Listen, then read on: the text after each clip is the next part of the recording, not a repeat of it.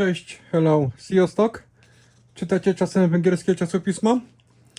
Mi pasierbica przywiozła całkiem niedawno, będąc na Węgrzech w Budapeszcie, na moją specjalną prośbę węgierskiego chipa, więc wziąłem się za lekturę.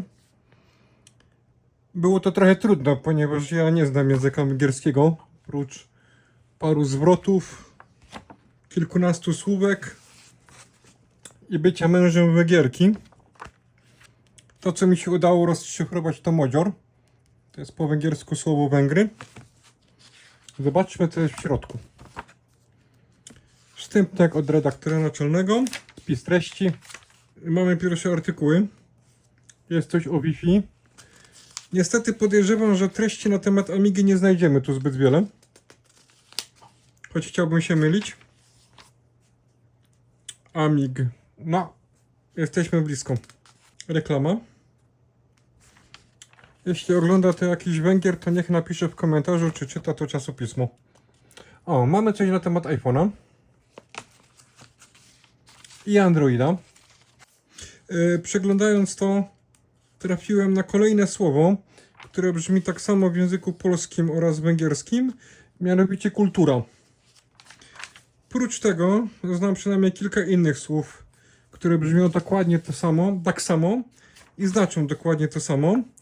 Właśnie to mamy kultura. Co prawda Węgrzy to piszą przez U otwarte, my w Polsce piszemy to przez U zamknięte.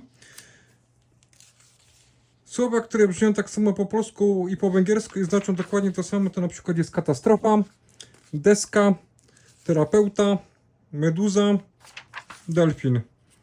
No i dzisiaj się dowiedziałem, że jest jeszcze słowo kultura. Windows 11. I to kilka stron na temat Windowsa 11. Zobaczcie.